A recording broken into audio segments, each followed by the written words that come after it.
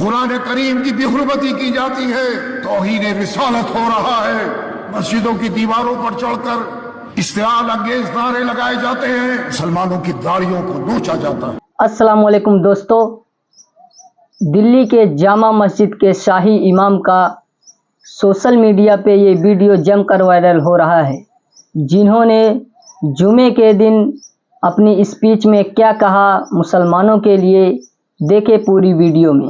دوستو آپ کو بتاتے چلے کہ دلی کی جامع مسجد کے شاہی امام سید احمد بخاری نے کل جمعے کے دوران حکومت کو للکارتے ہوئے یہ بات کہی ہے کہ آخرکار ہم سے کیا گناہ ہو گیا ہے کہ مسجد کی میناروں پر اشتعال انگیز نعرے لگائے جا رہے ہیں، اور یہی نہیں بلکہ اماموں کی داڑھیوں کو نوچا جا رہا ہے، اور اگر کوئی مسلمان ٹرینوں میں سفر کر رہے ہیں تو ان کے ساتھ لنچنگ کی جا رہی ہے۔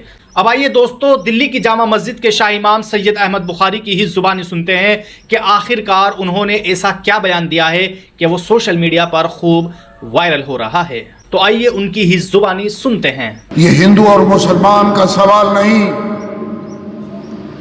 یہ وطن عزیز کی عزت، بقا اور سلامتی کا سوال ہے، بلکہ یہ تمام عقائد، مذاہب، تہذیب و تمدن کا مشترکہ عالمی مرکز اور گہوارہ ہے۔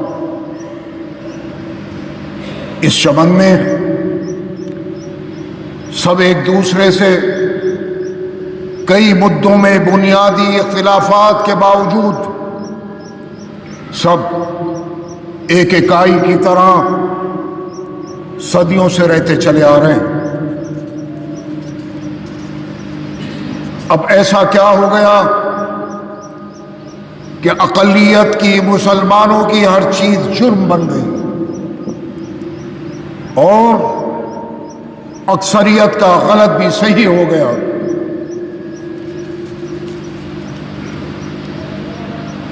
بزرگوں، نوجوانوں، مسلمانان ہند اس ملک کی تنہا سب سے بڑی وحدت ہے، اور تمام دنیا میں کسی ایک ملک میں بھی سب سے زیادہ بڑی آبادی ہے۔ تقسیم ہند کے باوجود بھی نفرت اور نفرت کا بازار آج گرم ہے۔ اس سے پہلے صحیح ہے، آپ نے اور ہم نے کبھی ایسا نہیں دیکھا تھا۔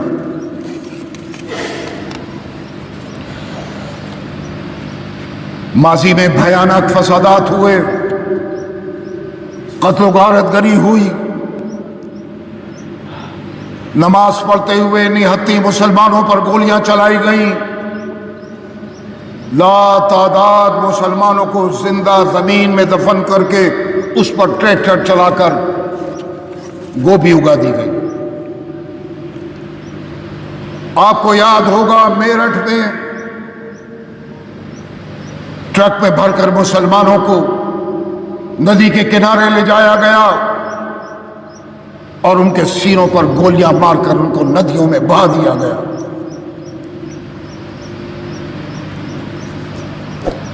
ہزاروں سکھوں کا قتل عام ہوا،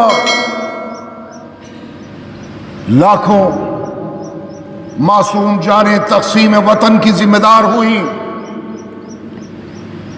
مگر اس وقت بھی نفرت کا زہر ملک میں نہیں پھیلا۔ ایک وقتی طور سے حالات خراب ہوئے، لیکن اور ہندو اور مسلمانوں کے درمیان جو آج نفرت ہے، وہ نفرت اس وقت اتنی نہیں پھیلی تھی۔ آسام میں نیلی کا بھیانک فساد آپ کو یاد ہوگا۔ نیلی کے مقام پر 16 گاؤں سے مسلمان کھدیڑ دیے گئے تھے، 3000 سے زائد مسلمانوں کا یک طرفہ قتل ہوا، مگر آج صحیح ہے، آسام میں جس طرح سے نفرت آج پھیلائی جا رہی ہے، اس کی کوئی مثال نہیں ملتی۔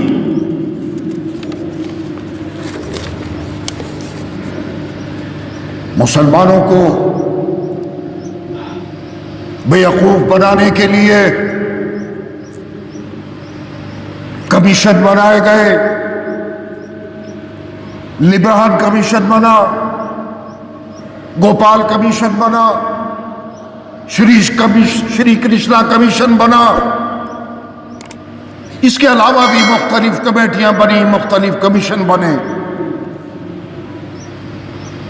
مسلمانوں کو ڈرا ڈرا کر ووٹ حاصل کیے گئے، اقتدار حاصل کیا، لیکن ناانصافی، محرومی اس ملک میں مسلمانوں کے مقدر بنا دیے گئے۔ آزادی کے بعد وہ تمام تحفظات جو اس ملک میں مسلمانوں کو ملنا چاہیے تھے وہ نہیں ملے۔ ان تحفظات سے ایک سازش کے تحت مسلمانوں کو اس ملک میں محروم رکھا گیا۔ اس ملک کے مسلمانوں کا ہمارا کیا گناہ ہے کہ مسجدوں کی دیواروں پر چڑھ کر اشتعال انگیز نعرے لگائے جاتے ہیں،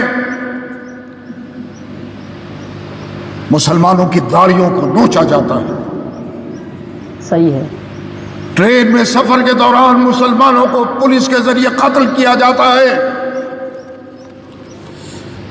قرآن کریم کی بے حرمتی کی جاتی ہے، توہین رسالت ہو رہا ہے، وقف ترمیمی بل کے ذریعے مسلمانوں کو پریشانی میں مبتلا کیا جا رہا ہے، دھرم سنسد کے ذریعے مسلمانوں کو قتل کرنے کی اس ملک پہ دھمکیاں دی جا رہی ہیں، قبرستانوں، مزارات اور خانقاہوں کی بے حرمتی، ہجومی تشدد، مسلمانوں کو پکڑا اور اس کے بعد چاقوؤں سے گود دیا گیا اور گودا جا رہا ہے۔ ذرا سا احتجاج ہوا، ذرا سا احتجاج کیا گیا، عدالتی حکم کے بغیر شہروں شہروں بلڈوزروں سے ان کے مکانات کو منہدم کیا جا رہا ہے۔ برسر اقتدار جماعت کا مسلم نمائندگی سے مکمل خالی رہنا یہ بھی ستم ظریفی، بے جا زبان درازی کر کے مسلمانوں کو خوف و ہراس میں مبتلا کیا جا رہا ہے۔ اتنا ہی نہیں بلکہ بنگال میں اگر ایک ہندو بیٹی کا ریپ ہوتا ہے تو پورا ملک سڑکوں پر آ جاتا ہے، آوازیں اٹھتی ہیں۔ صحیح ہے، اور وہی ظلم جب اتراکھنڈ میں ایک مسلم بیٹی پر ہو تو ہر سو خاموشی چھا جاتی ہے۔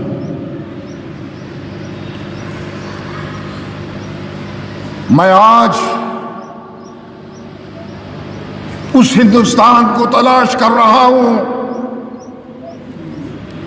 جس کا خواب ہم نے اور ہمارے بزرگوں نے ماضی میں دیکھا تھا۔